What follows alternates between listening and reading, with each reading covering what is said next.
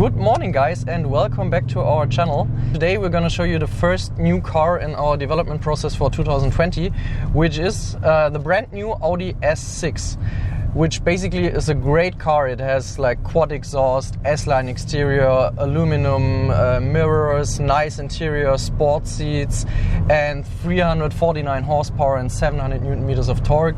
But wait, didn't the previous one has at least 420 horsepower, Dani? Yeah, right, because as you may know, we are a European or a German-based company. So this one is a diesel engine, S6 Diesel.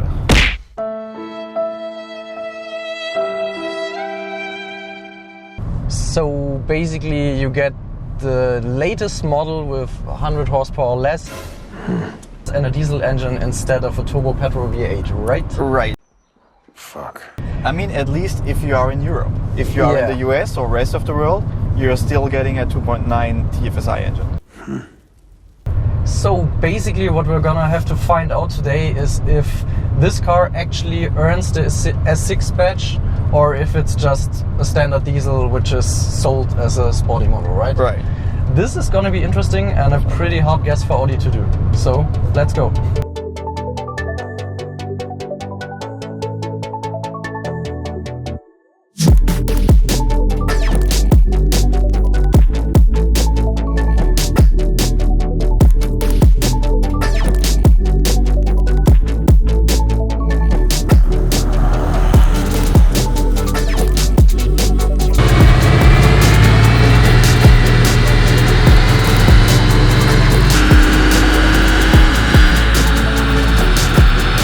So as mentioned in the intro, this is the Euro spec of the Audi S6, which means we are talking here about an 3.0 TDI V6.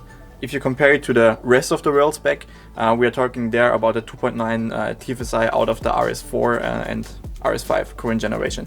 So again, 3.0 TDI, 349 horsepower and 700 Newton meters of torque in stock. And this engine got an electronic turbocharger as well. So we finished the development of our tune. So let's walk over to the screen and see the final result of our tune. We did spend a lot of time in the development, particularly for that engine. Yeah, and we finally got the result, which is 388 horsepower and 761 Newton meters of torque, which is a huge improvement over stock. Still, it might be not that huge, impressive power gain, but as I said, we spent a lot of time in the development, measured all the important values, so this is a safe and proper tune for the engine. So after we saw the performance gains on the dyno, we are going to measure now 100 kilometers per hour to 200 kilometers per hour on the German Autobahn to see actually how the power gain on the dyno transformed to the street. And what we totally forgot to tell, how the installation process actually works. For this engine we are connecting to 3 different sensors, which is the common rail pressure sensor, turbo pressure sensor and the cam position sensor. Installation takes approximately, I would say, around 15 to 20 minutes and it's really easy to do, so everyone can do it by themselves.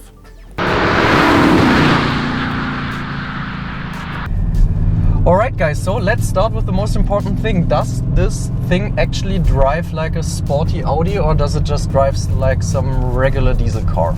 So basically it's actually my first few meters in this car, so I can't really tell you right now. So what we're gonna do now is floor it a bit and see how it works. I mean, like we have to drive it a bit more, but I think already now you can say it's a good car. It's really punchy, you can't say it's not. But I would say compared to the predecessor, it's not a V8 petrol, you notice. But for a diesel, they did a pretty good job to make it sportier than just your regular 3.0 TDI or something like that. Yeah, right? I'm pretty sure the active sound system helps, because this one got the active sound system, which actually generates like a fake V8 sound in the inside, but also on the outside as well. Yeah, I mean, it's always kind of a religious question. Some people hate it because it's fake, but on the other hand, would you rather have some standard diesel noise in this car? I guess not. No. So, well, I would say if you would do the honors to put the car to tune, sure. So we can see if we actually did a good job. Done? Yeah, I turned the XLR on as well. All right. So the pedal control. but I can already tell you there's more punch, definitely more punch.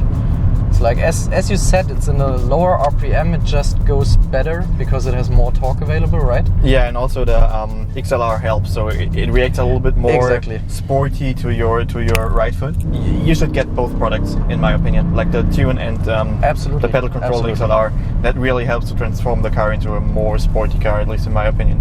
Yeah, I mean, especially for cars like this one, to be honest, where you have some responsiveness issues with the transmission or the pedal. You wouldn't think, but it really, really helps. So it pays off. Yeah, so in my opinion, it's very, very punchy. It goes way better than stock. It still feels like a diesel, but that's okay. I mean, that's what Audi tried to do with this car. I think they just wanted to transform the S6 to a really punchy long hauler for people who travel a lot, right? Of course, I'm a little bit sad that a V8 is not in there anymore, but still, I do understand the strategy behind it, to be totally honest. Yeah, and let's be honest, like everyone who really wants the sporty version of this, they all bought the RS6 with the V8 anyway. Right. So we all know the new RS6 is basically a complete monster. True. I mean, we have to test it yet, of course, but Figures are looking pretty decent. What you saw on the pictures and on the technical specs, they did a good job there. And this basically is just a very fast, very sporty diesel for people who travel a lot. And that's fine. Yeah, right? That's totally fine. So I would say let's heat to the Autobahn. Absolutely. Measure 100 to 200 kilometers per hour and see by how much we can drop the time.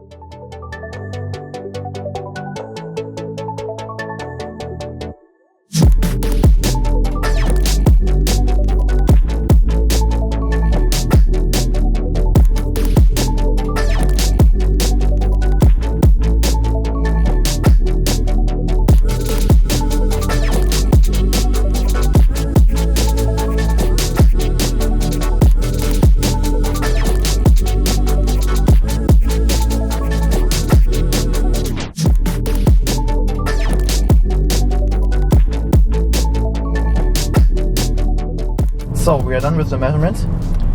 In stock, 100 to 200, 15.38 seconds. I think so, yeah. Which is, I mean, it really depends against which car you're comparing it. It's not really fast, but it's okay for a 3.0 TDI. Exactly. It's fast for a diesel, it's not fast for a sports car. performance sedan, Right. of course. But that was to be expected. Right. With the tune, we managed to get it down to 13.7, as far as I can remember. Yep. Which is a really awesome improvement. So the tune really helps the car in the situations where the car is a little bit, can you say disappointing? I'm not sure, maybe you can. It always depends, like, how you look at it, right? We are the worst persons to rate this car because, as you said, Audi's target is to make this very attractive to people who travel a lot and who want a good-looking, fast car, which doesn't need like 20 gallons of fuel per 100 kilometers. So for me personally, would I buy this car if I would like to have a big performance sedan? Definitely no, because either I'm driving a diesel or I'm driving a real performance car, and a real performance car for me personally doesn't need a diesel. Is it still a good car for the people who actually will buy this car? I think very much. For the target customer, the car is good. Absolutely. What our tune does, the performance increasement as well as the XLR, which really helps the responsiveness and the transmission, is it brings it a little bit closer to the performance which morons like us would expect from a V8. That's what you can basically say. Well, it's your choice if you're in the market for a car like that, or if you someone like us who likes to pay half of his salary a month for fuel, but he doesn't care. Right. Yeah. So, all in all, I think that's it for the brand new S6, right? Yeah. Good car, not a V8, still great. Your decision basically. And if you get it, make sure to get a performance increasement as well as a responsiveness optimization from us. And see you in a few weeks, right? Right.